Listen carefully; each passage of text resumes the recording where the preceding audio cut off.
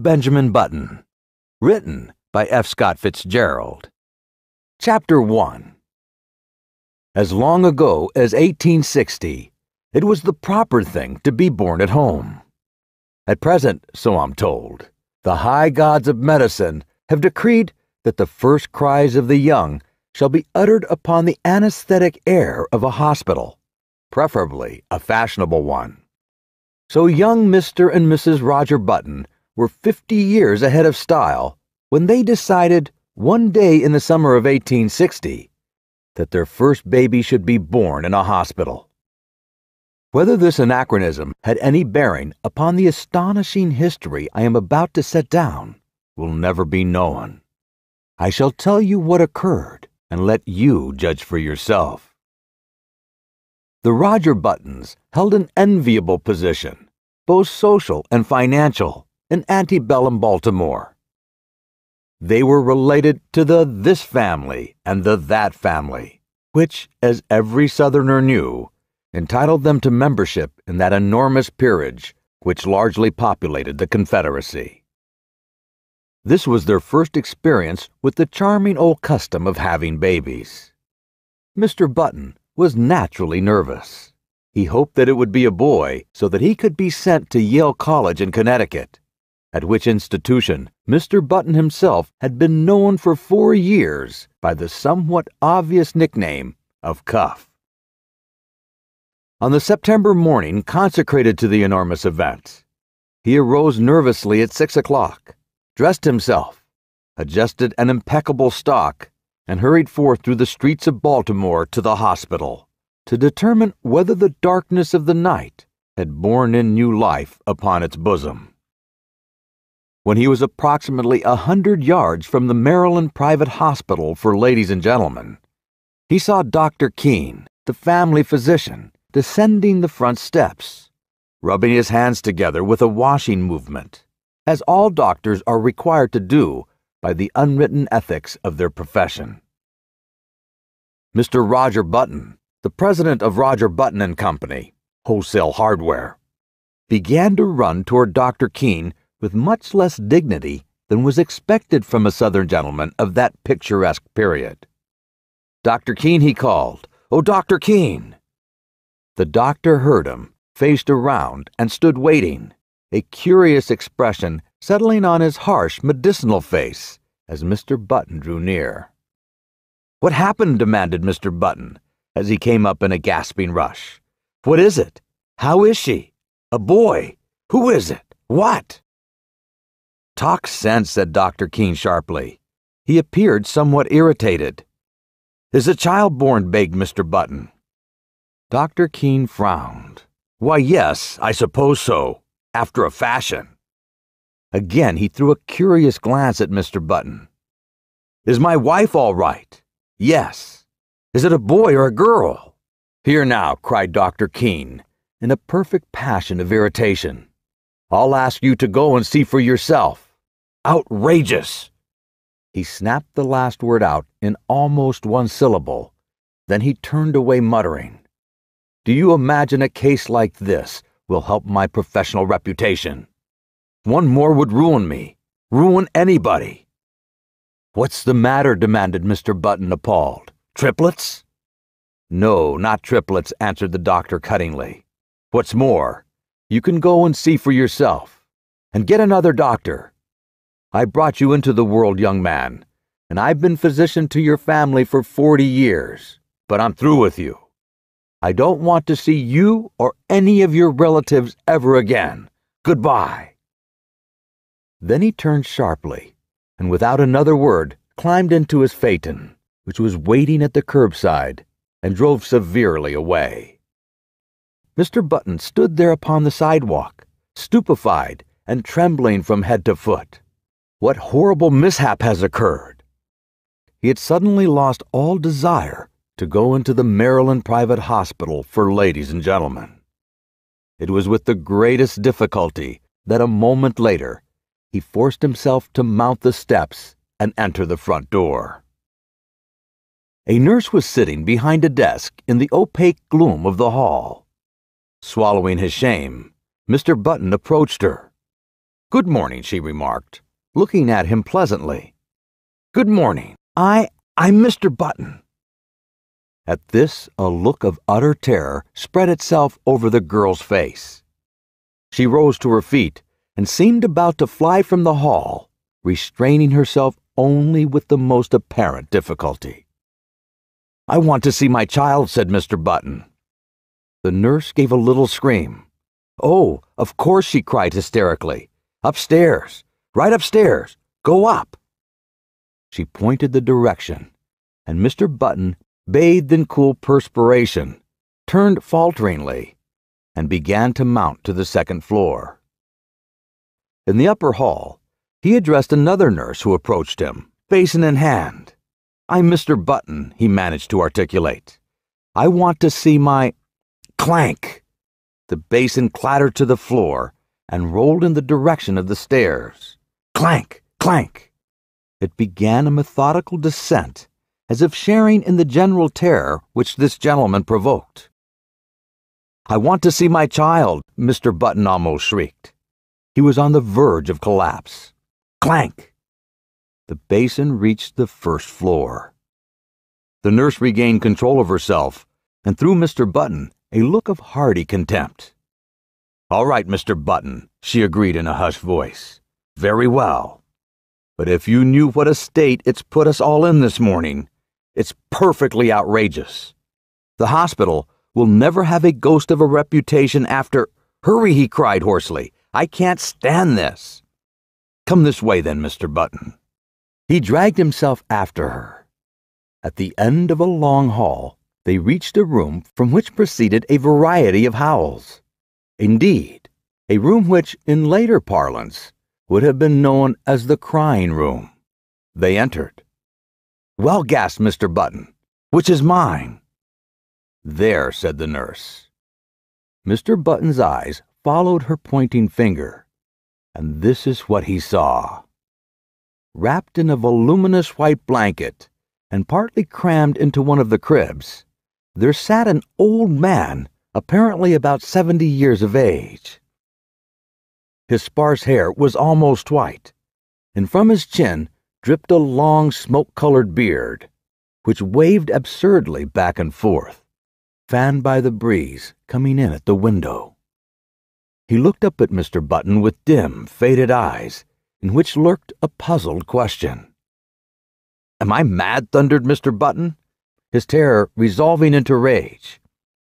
"Is this some ghastly hospital joke?" "It doesn't seem like a joke to us," replied the nurse severely. "And I don't know whether you're mad or not, but that is most certainly your child." The cool perspiration redoubled on Mr. Button's forehead. He closed his eyes and then, opening them, looked again.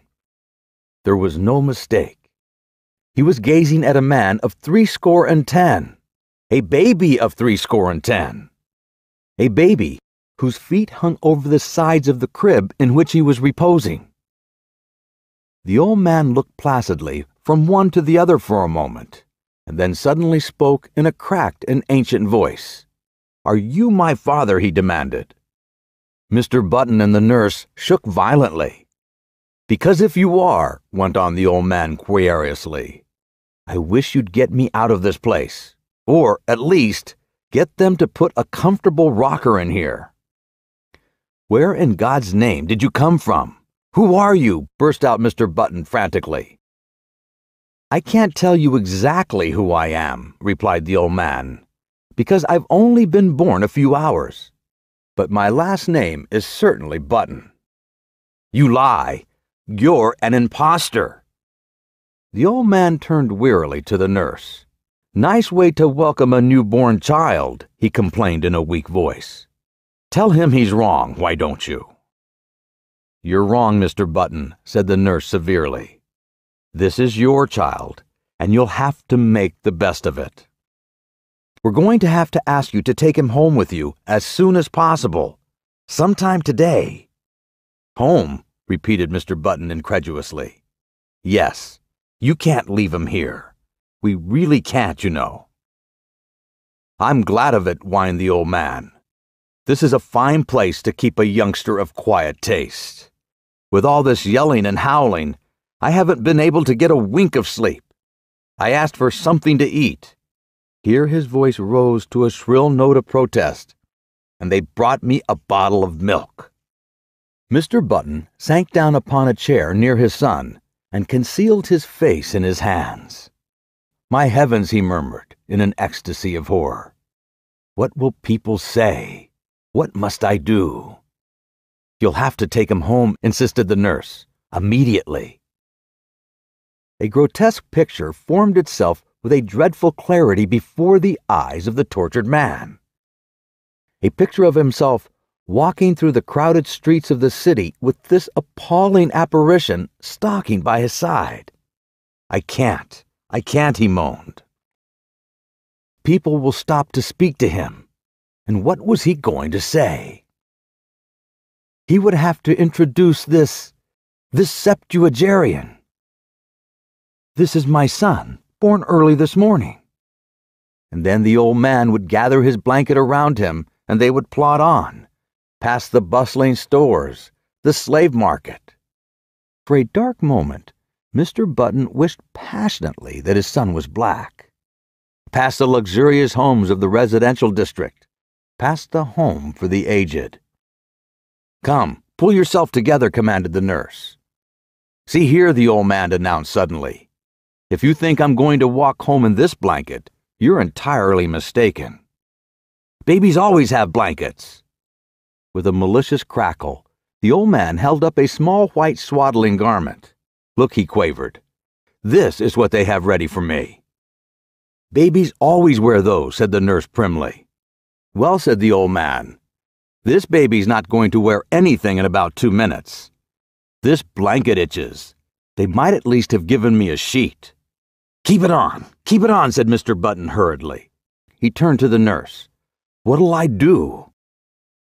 "Go downtown and buy your son some clothes." Mr. Button's son's voice followed him down into the hall. "And a cane, father. I want to have a cane." Mr. Button banged the outer door savagely. Chapter 2. "Good morning," said Mr. Button nervously, to the clerk in the Chesapeake Dry Goods Company. "I want to buy some clothes for my child." "How old is your child, sir?" "About 6 hours," answered Mr. Button, without due consideration. "Baby supply department in the rear." "Why, I'm not sure that's what I want.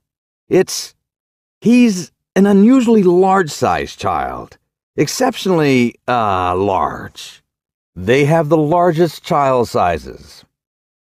"Where is the boys' department?" inquired Mr. Button, shifting his ground desperately. He felt that the clerk must have surely sensed his shameful secret. "Right here." "Well," he hesitated. The notion of dressing his son in men's clothes was repugnant to him.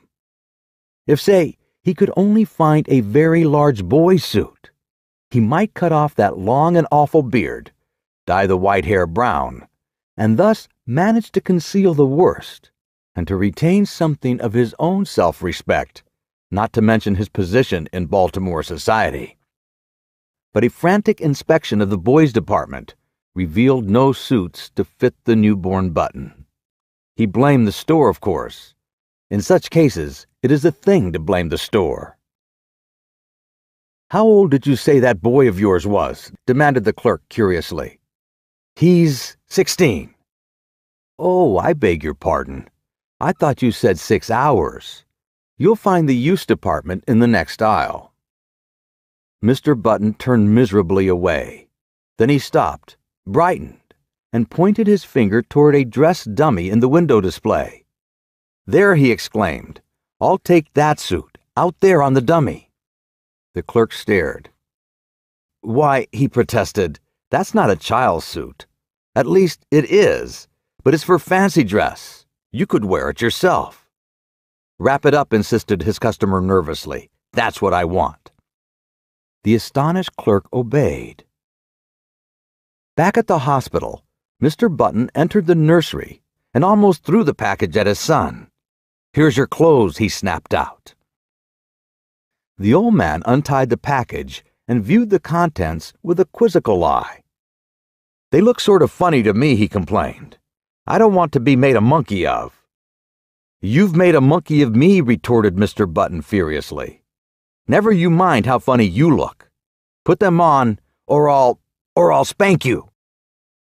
He swallowed uneasily at the penultimate word, feeling nevertheless that it was the proper thing to say.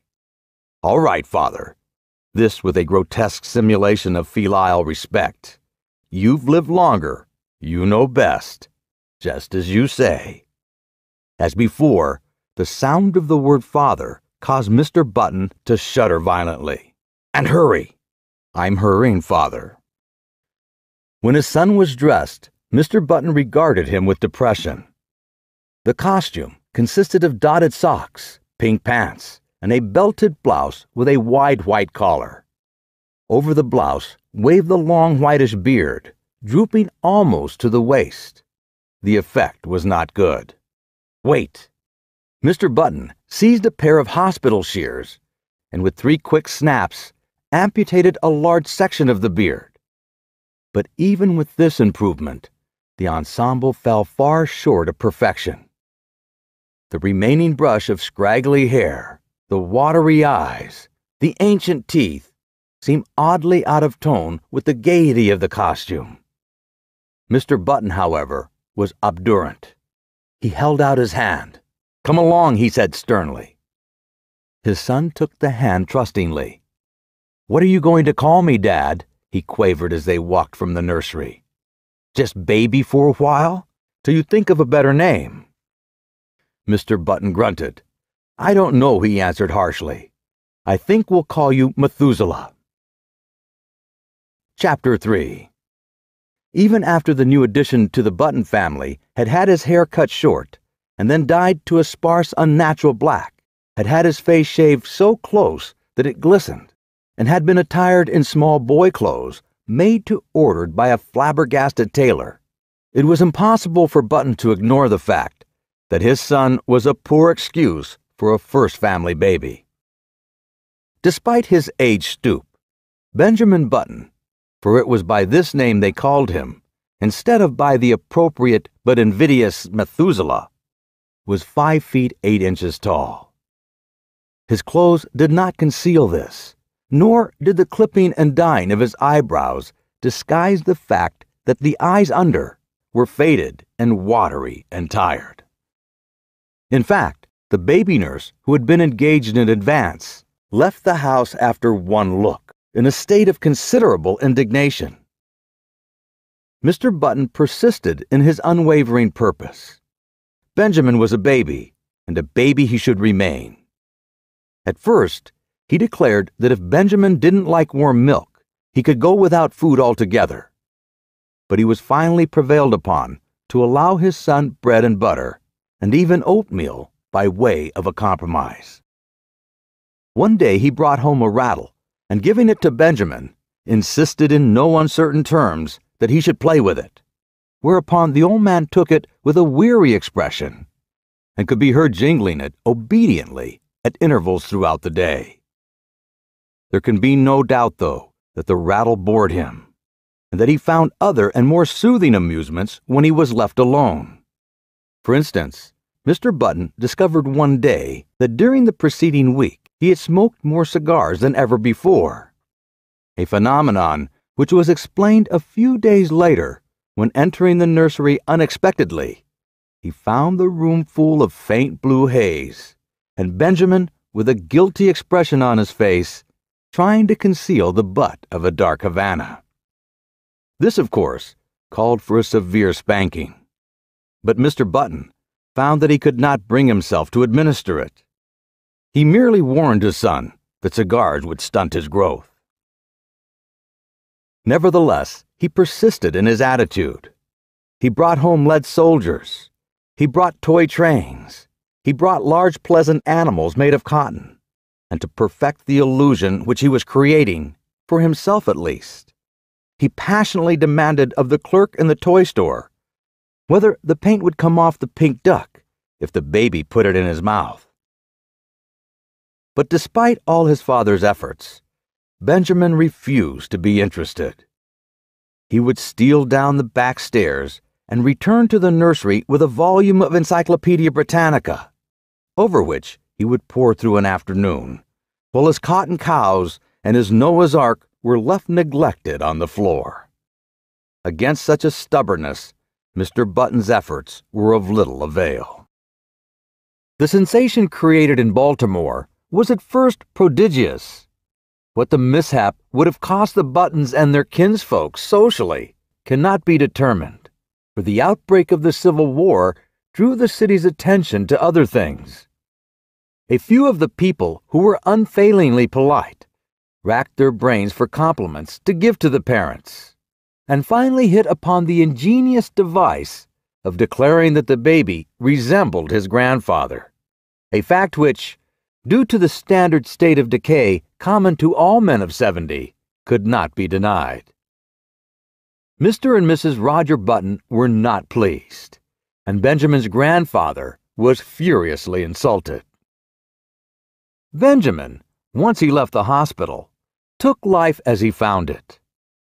Several small boys were brought to see him, and he spent a stiff-jointed afternoon trying to work up an interest in tops and marbles. He even managed, quite accidentally, to break a kitchen window with a stone from a slingshot, a feat which secretly delighted his father.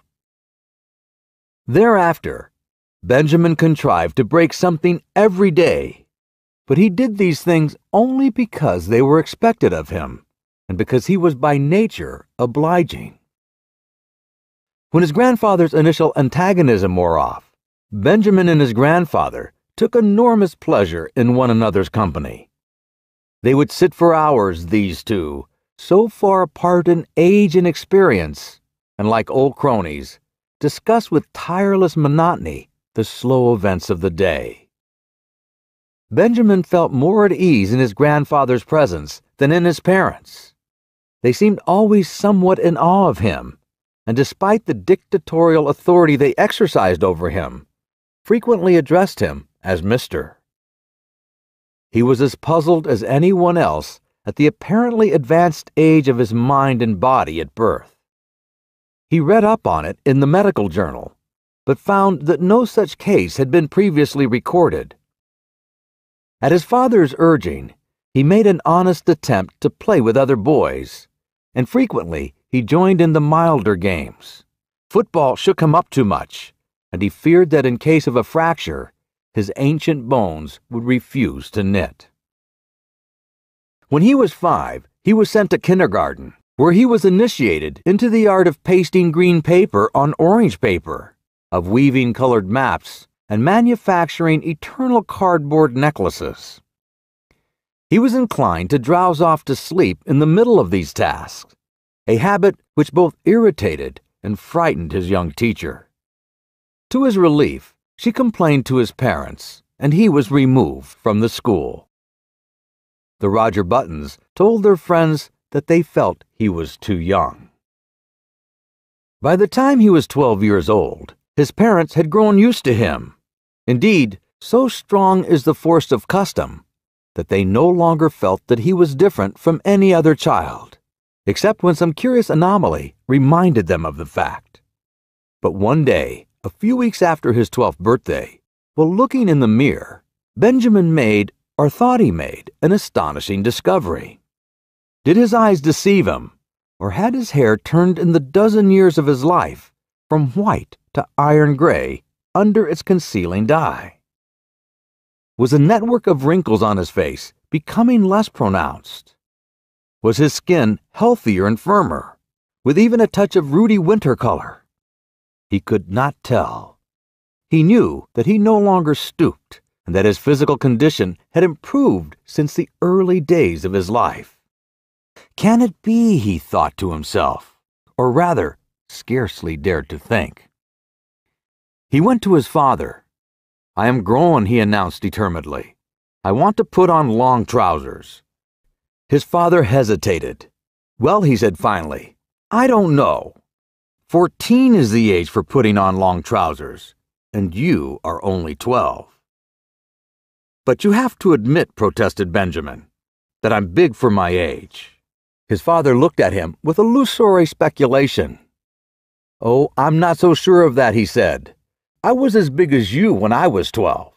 This was not true. It was all part of Roger Button's silent agreement with himself to believe in his son's normality. Finally, a compromise was reached. Benjamin was to continue to dye his hair. He was to make a better attempt to play with boys of his own age. He was not to wear his spectacles or carry a cane in the street. In return for these concessions, he was allowed his first suit of long trousers.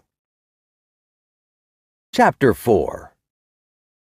Of the life of Benjamin Button between his 12th and 21st year, I intend to say little. Suffice to record that they were years of normal ungrowth.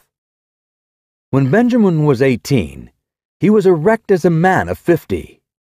He had more hair, and it was of a dark gray. His step was firm.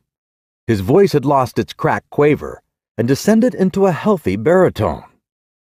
So his father sent him up to Connecticut to take examinations for entrance to Yale College. Benjamin passed his examination and became a member of the freshman class. On the third day following his matriculation, he received a notification from Mr. Hart, the college registrar, to call at his office and arrange his schedule. Benjamin, glancing in the mirror, decided that his hair needed a new application of its brown dye, but an anxious inspection of his bureau drawer disclosed that the dye bottle was not there. Then he remembered. He had emptied it the day before and thrown it away. He was in a dilemma. He was due at the registrar's in 5 minutes. There seemed to be no help for him. He must go as he was. He did. "Good morning," said the registrar politely. "We've come to inquire about your son." "Why, as a matter of fact, my name's Button," began Benjamin. But Mr. Hart cut him off. "I'm very glad to meet you, Mr. Button. I'm expecting your son here any minute." "That's me," burst out Benjamin. "I'm a freshman." "What?" "I'm a freshman." "Surely you're joking." "Not at all." The registrar frowned and glanced at a card before him. "Why, I have Mr. Benjamin Button's age down here as 18. "That's my age," asserted Benjamin, flushing slightly. The registrar eyed him wearily. "Now surely, Mr. Button, you don't expect me to believe that." Benjamin smiled wearily. "I am 18, he repeated. The registrar pointed sternly to the door. "Get out," he said. "Get out of college and get out of town. You're a dangerous lunatic." "I am 18. Mr. Hart opened the door. "The idea," he shouted. "A man of your age trying to enter here as a freshman. 18 years old, are you? Well, I'll give you 18 minutes to get out of town." Benjamin Button walked with dignity from the room, and a half-dozen undergraduates who were waiting in the hall followed him curiously with their eyes. When he had gone a little way, he turned around, faced the infuriated registrar, who was still standing in the doorway, and repeated in a firm voice, "I am 18 years old." To a chorus of snickers, which went up from the group of undergraduates, Benjamin walked away, but he was not fated to escape so easily. On his melancholy walk to the railroad station, he was found that he was being followed by a group, then a swarm, and finally a dense mass of undergraduates.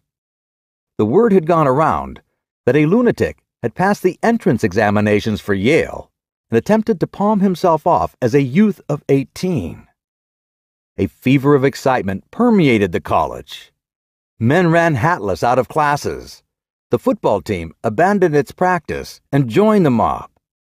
Professors' wives with bonnets awry and bustles out of position ran shouting after the procession, from which proceeded a continual succession of remarks aimed at the tender sensibilities of Benjamin Button. "He must be the wandering Jew. He ought to go to prep school at his age. Look at the infant prodigy. He thought this was the old men's home. Go up to Harvard. Benjamin increased his pace, and soon he was running. He would show them.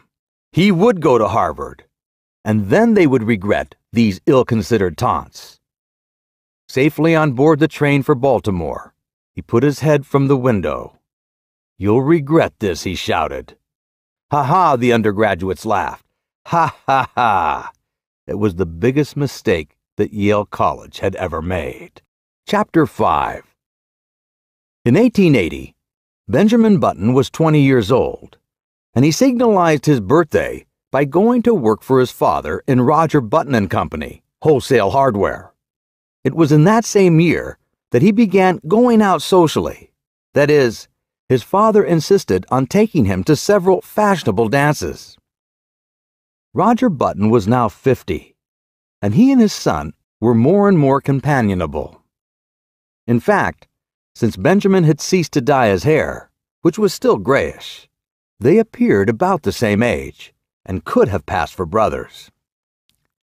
One night in August, they got into the phaeton attired in their full-dress suits and drove out to a dance at the Shevlins' country house, situated just outside of Baltimore. It was a gorgeous evening. A full moon drenched the road to the lusterless color of platinum, and late-blooming harvest flowers breathed into the motionless air aromas that were like low, half-heard laughter. The open country, carpeted for miles around with bright wheat, was translucent as in the day. It was almost impossible not to be affected by the sheer beauty of the sky. Almost. "There's a great future in the dry goods business," Roger Button was saying. He was not a spiritual man. His aesthetic sense was rudimentary. "Old fellows like me can't learn new tricks," he observed profoundly. "It's you youngsters with energy and vitality that have the great future before you." Far up the road, the lights of the Shevlins' country house drifted into view, and presently there was a sighing sound that crept persistently toward them. It might have been the fine plaint of violins or the rustle of the silver wheat under the moon. They pulled up behind a handsome brougham whose passengers were disembarking at the door. A lady got out, then an elderly gentleman, then another young lady, beautiful as sin. Benjamin was immediately enchanted. An almost chemical change seemed to dissolve and recompose the very elements of his body. A rigor passed over him. Blood rose into his cheeks and his forehead, and there was a steady thumping in his ears. It was love at first sight.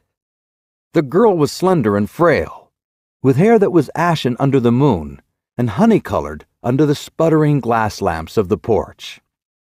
Over her shoulders was thrown a Spanish mantilla of softest yellow, butterflied and black. Her feet were glittering buttons at the hem of her bustled dress. Roger Button leaned over to his son. "That," he said, "is the young Hildegard Moncrief, the daughter of General Moncrief." Benjamin nodded enthusiastically. "Pretty little thing," he said, ruffling in his seat. But when the driver had led the buggy away, he added, "Dad, you might introduce me to her." They approached a group, of which Miss Moncrief was the center. Reared in the old tradition, she curtsied low before Benjamin. Yes, he might have a dance. He thanked her and walked away, staggered away. The interval until the time for his turn should arrive dragged itself out interminably. He stood close to the wall, silent, inscrutable, watching with murderous eyes the young bloods of Baltimore as they eddied around Hildegard Moncrief, passionate admiration in their faces. How obnoxious they seemed to Benjamin, how intolerably rosy. Their curling brown whiskers aroused in him a feeling equivalent to indigestion. But when his own time came, and he drifted with her out upon the changing floor to the music of the latest waltz from Paris, his jealousies and anxieties melted from him like a mantle of snow. Blind with enchantment, he felt that life was just beginning. "You and your brother got here just as we did, didn't you?" asked Hildegard, looking up at him with eyes that were like bright blue enamel. Benjamin hesitated. If she took him for his father's brother, would it be best to enlighten her? He remembered his experience at Yale, so he decided against it. It would be rude to contradict a lady. It would be criminal to mar this exquisite occasion with the grotesque story of his origin. Later, perhaps. So he nodded, smiled, listened, was happy. "I like men of your age," Hildegard told him. "Young boys are so idiotic. They tell me how much champagne they drank at college and how much money they lose playing cards. Men of your age know how to appreciate women." Benjamin felt himself on the verge of a proposal.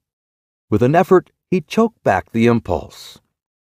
"You're just the romantic age," she continued. 50. 25 is too worldly wise. 30 is apt to be pale from overwork. 40 is the age of long stories that take a whole cigar to tell. 60 is 60 is too near 70. But 50 is the mellow age. I love 50. 50 seemed to Benjamin a glorious age. He longed passionately to be 50. "I've always said," went on Hildegard, "that I'd rather marry a man of 50 and be taken care of than many a man of 30 and take care of him." For Benjamin, the rest of the evening was bathed in a honey-colored mist.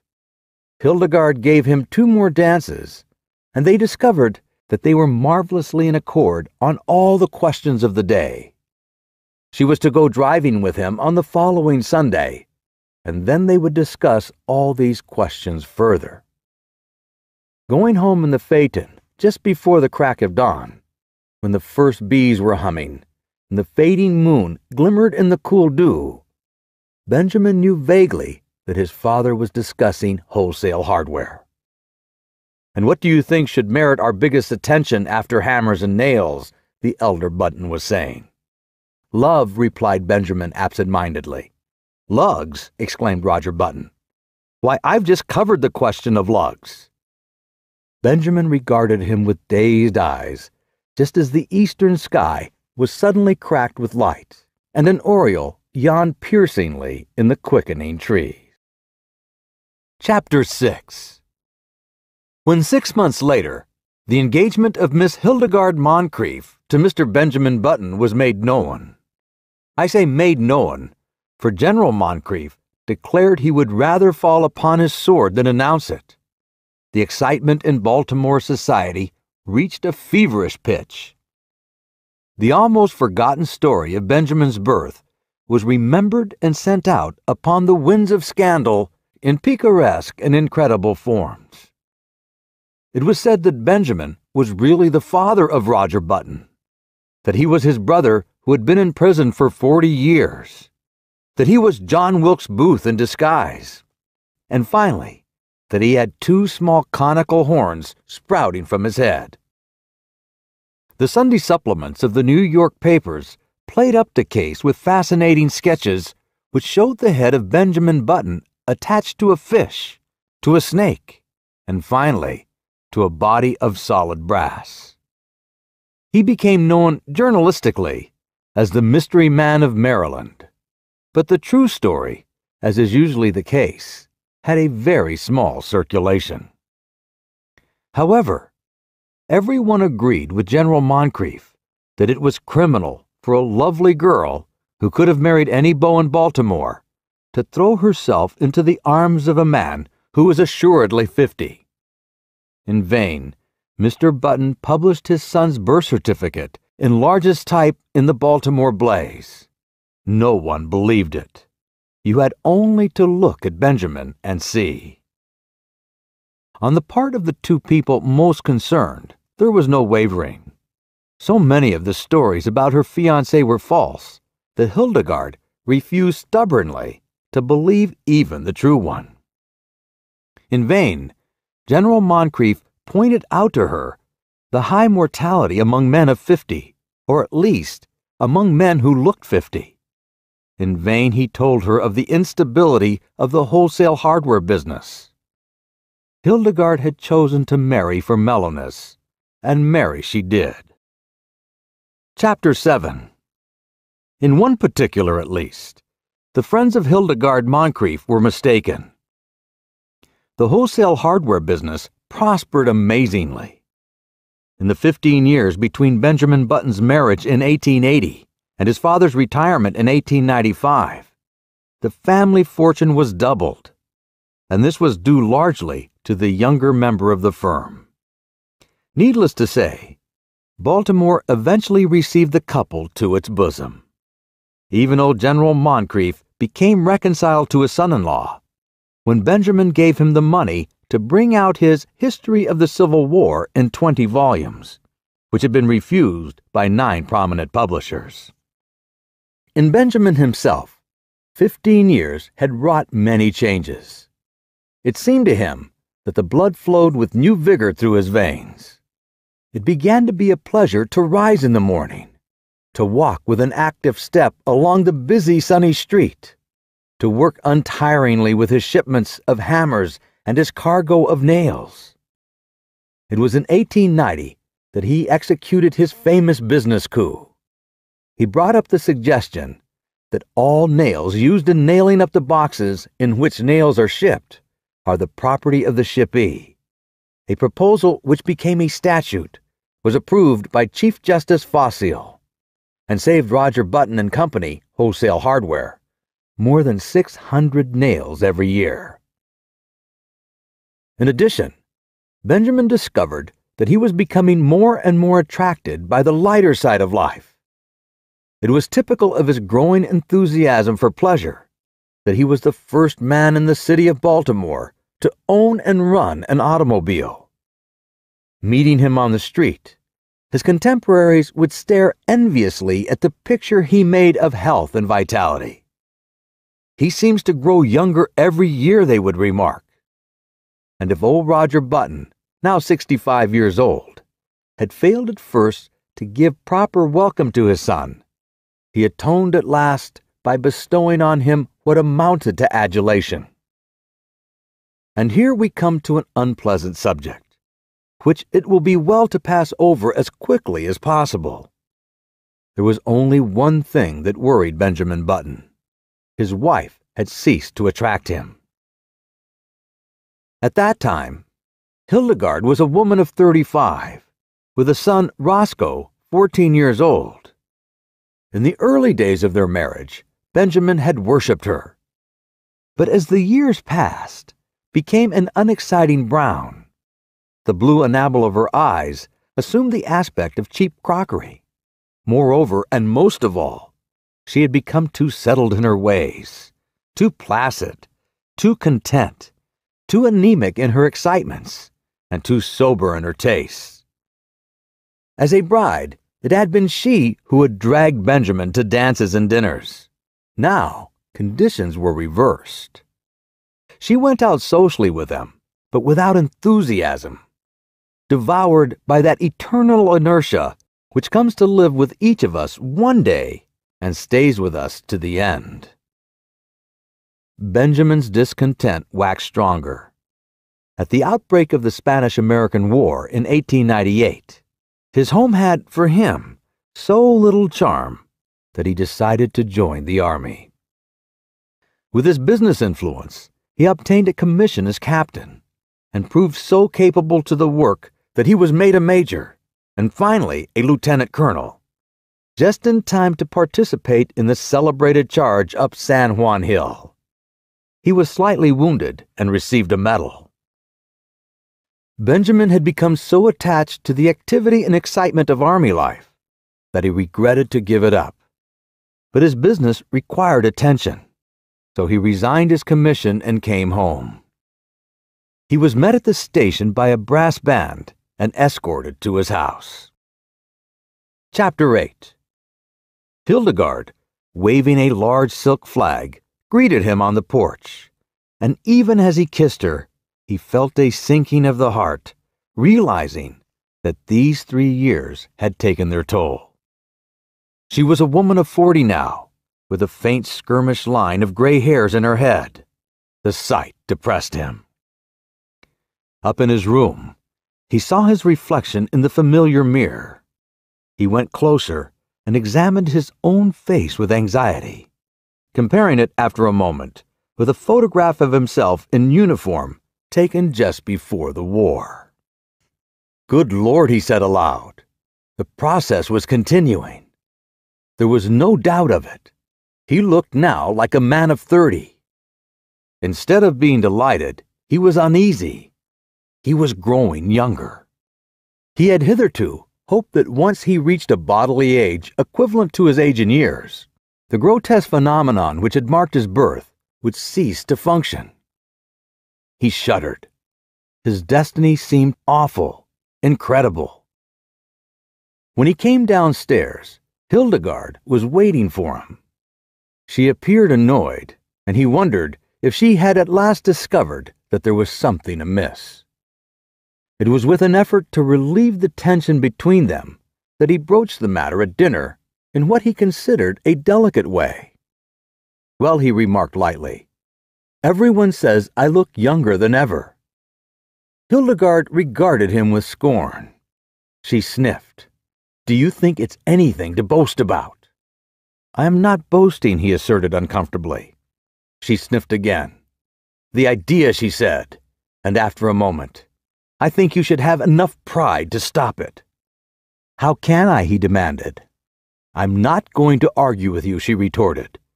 But there's a right way of doing things and a wrong way.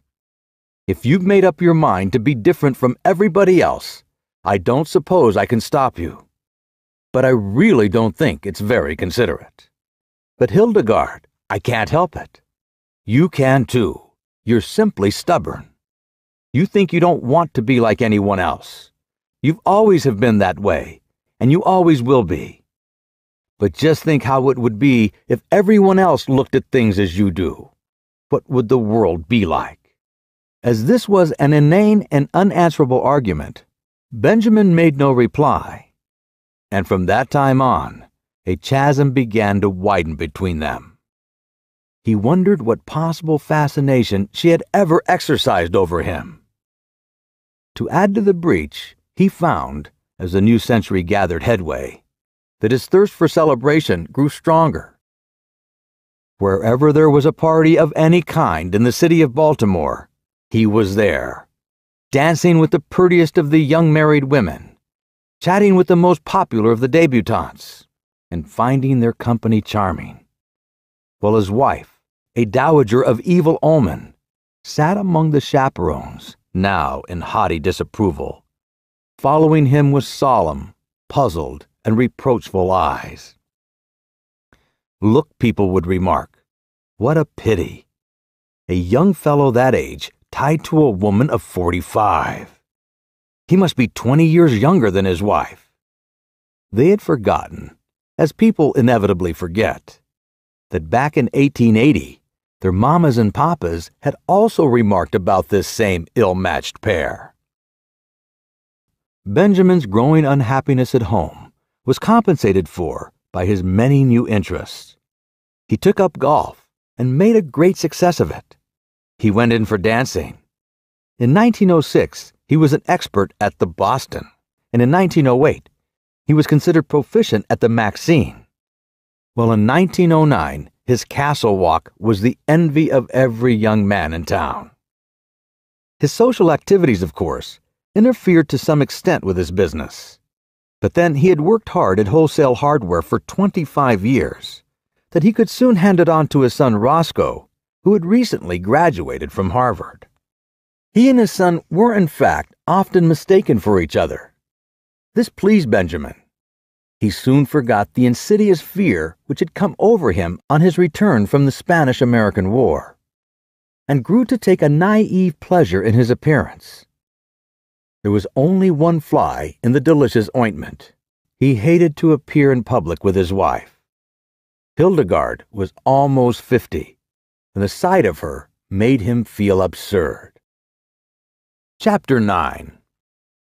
One September day in 1910, A few years after Roger Button and Company, Wholesale Hardware, had been handed over to young Roscoe Button, a man apparently about 20 years old, Benjamin Button entered himself as a freshman at Harvard University in Cambridge.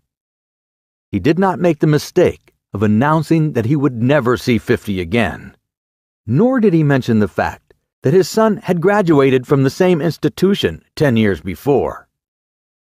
He was admitted and almost immediately attained a prominent position in the class, partly because he seemed a little older than the other freshmen, whose average age was about 18. But his success was largely due to the fact that in the football game with Yale, he played so brilliantly and with so much dash and with such a cold, remorseless anger that he scored 7 touchdowns and 14 field goals for Harvard, causing 11 of the Yale men to be carried from the field, unconscious. He was the most celebrated man in college. Strange to say, in his third or junior year, he was scarcely able to make the team. The coaches said that he had lost weight, and it seemed to the more observant among them that he was not quite as tall as before.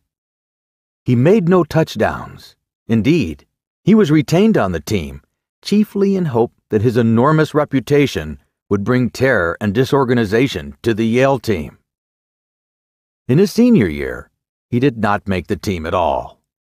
He had grown so slight and frail that one day he was taken by some sophomores for a freshman, an incident which humiliated him terribly.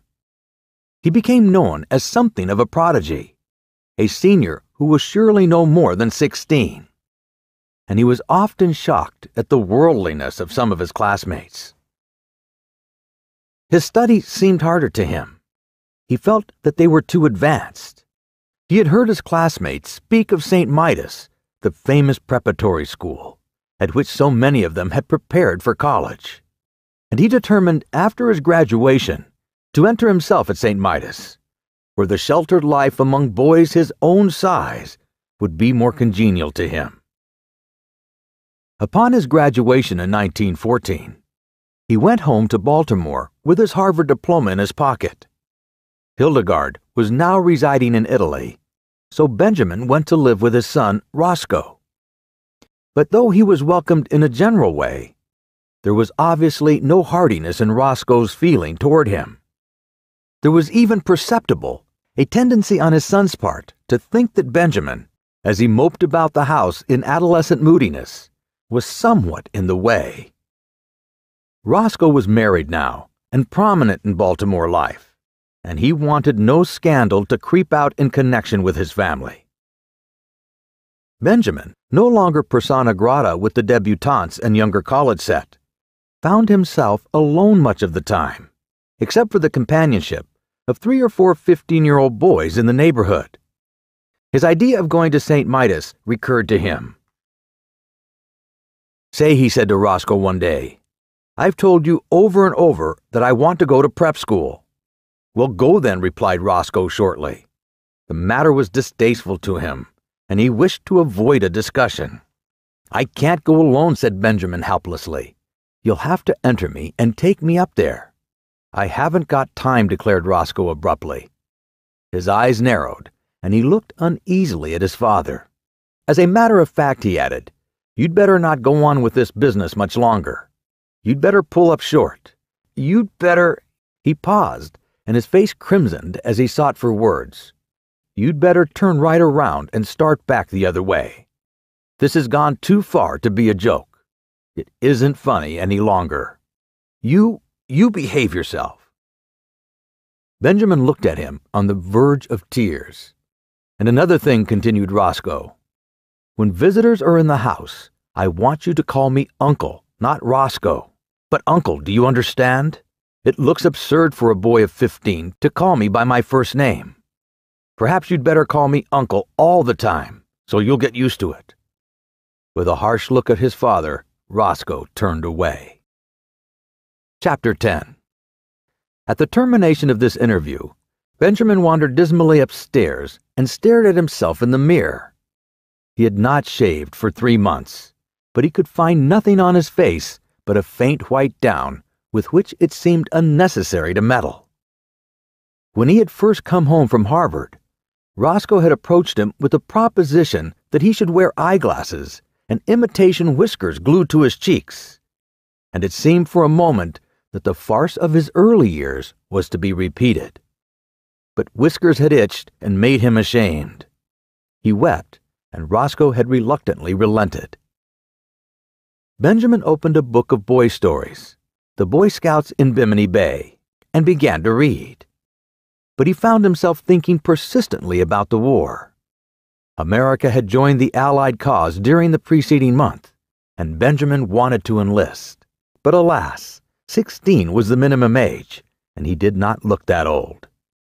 His true age, which was 57, would have disqualified him anyway.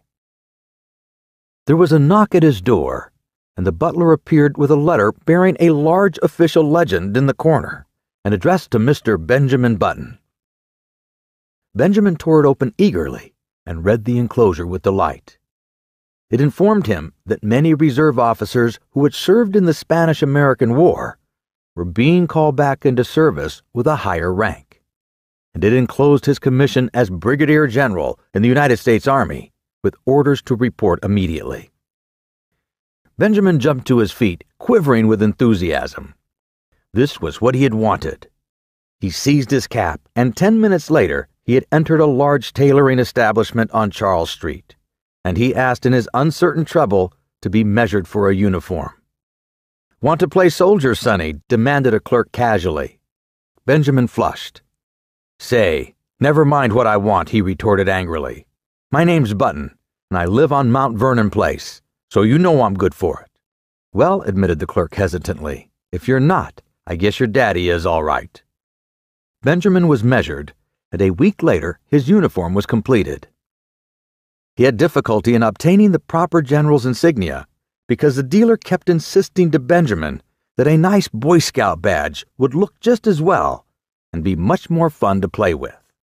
Saying nothing to Roscoe, he left the house one night and proceeded by train to Camp Mosby in South Carolina, where he was to command an infantry brigade. On a sultry April day, he approached the entrance to the camp, paid off the taxicab which had brought him from the station, and turned to the sentry on guard. "Get someone to handle my baggage," he said briskly. The sentry eyed him reproachfully. "Say," he remarked, "where are you going with the general's duds, Sonny?" Benjamin, veteran of the Spanish-American War, whirled upon him with fire in his eyes, but with, alas, a changing treble voice. "Come to attention," he tried to thunder. He paused for breath. Then suddenly he saw the sentry snap his heels together and bring his rifle to the present.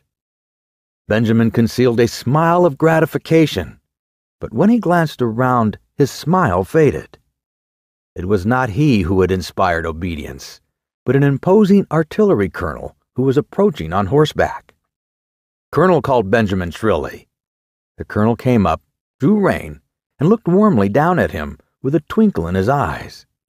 "Whose little boy are you?" he demanded kindly.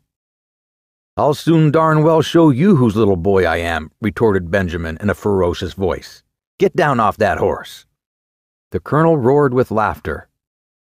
"You want him, huh, General?" "Here," cried Benjamin desperately. "Read this." He thrust his commission toward the colonel. The colonel read it, his eyes popping from their sockets. "Where did you get this?" he demanded, slipping the document into his own pocket. "I got it from the government, as you'll soon find out."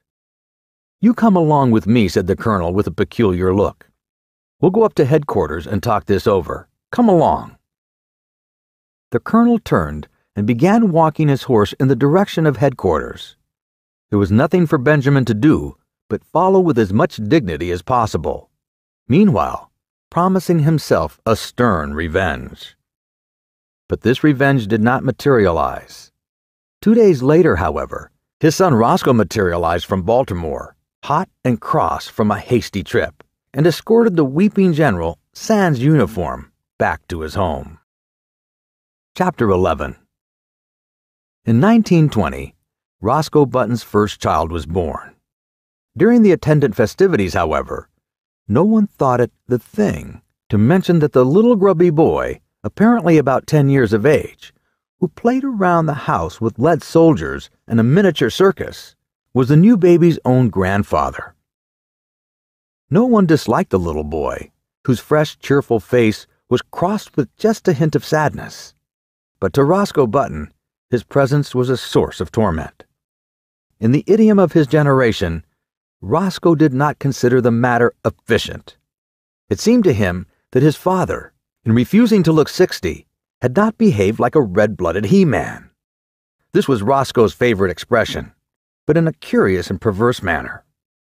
Indeed, to think about the matter for as much as a half hour drove him to the edge of insanity.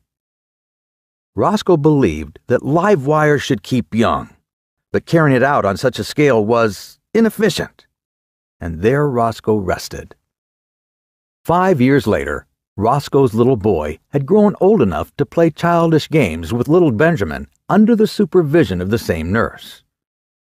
Roscoe took them both to kindergarten on the same day, and Benjamin found that playing with little strips of colored paper, making mats and chains, and curious and beautiful designs was the most fascinating game in the world.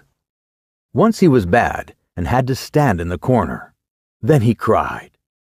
But for the most part, these were happy hours in the cheerful room, with the sunlight coming in the windows and Miss Bailey's kind hand resting for a moment now and then in his tousled hair. Roscoe's son moved up to the first grade after a year, but Benjamin stayed on in kindergarten. He was very happy. Sometimes, when other tots talked about what they would do when they grew up, a shadow would cross his little face, as if in a dim, childish way he realized that those were things in which he was never to share. The days flowed on in monotonous content. He went back a third year to kindergarten, but he was too little now to understand what the bright, shining strips of paper were for. He cried because the other boys were bigger than he, and he was afraid of them. The teacher talked to him, but though he tried to understand, he could not understand at all. He was taken from kindergarten. His nurse, Nana, in her starched gingham dress, became the center of his tiny world. On bright days, they walked in the park. Nana would point at a great gray monster and say elephant, and Benjamin would say it after her. And when he was being undressed for bed that night, he would say it over and over aloud to her, elephant, elephant, elephant. Sometimes Nana let him jump on the bed, which was fun, because if you sat down exactly right, it would bounce you up on your feet again, and if you said "ah" for a long time while you jumped, you got a very pleasing broken vocal effect. He loved to take a big cane from the hat rack and go around hitting chairs and tables with it, saying, "Fight, fight, fight." When there were people there, the old ladies would cluck at him, which interested him, and the young ladies would try to kiss him, which he submitted to with mild boredom. And when the long day was done at 5 o'clock, he would go upstairs with Nana and be fed on oatmeal and nice, soft, mushy foods with a spoon. There were no troublesome memories in his childish sleep. No token came to him of his brave days at college, of the glittering years when he flustered the hearts of many girls. There were only the white, safe walls of his crib, and Nana, and a man who came to see him sometimes, and a great big orange ball that Nana pointed at just before his twilight bed hour and called Sun. When the sun went, his eyes were sleepy. There were no dreams to haunt him. The past, the wild charge at the head of his men up San Juan Hill, the first years of his marriage when he worked late into the summer dusk down in the busy city for young Hildegard whom he loved, the days before that, when he sat smoking far into the night in the gloomy old Button house on Monroe Street with his grandfather. All these had faded like unsubstantial dreams from his mind, as though they had never been. He did not remember. He did not remember clearly whether the milk was warm or cool at his last feeding, or how the days passed. There was only his crib and Nana's familiar presence, and then he remembered nothing. When he was hungry, he cried. That was all. Through the noons and nights, he breathed, and over him there were soft mumblings and murmurings that he scarcely heard, and faintly differentiated smells, and light and darkness. Then it was all dark, and his white crib, and the dim faces that moved above him, and the warm, sweet aroma of the milk faded out altogether.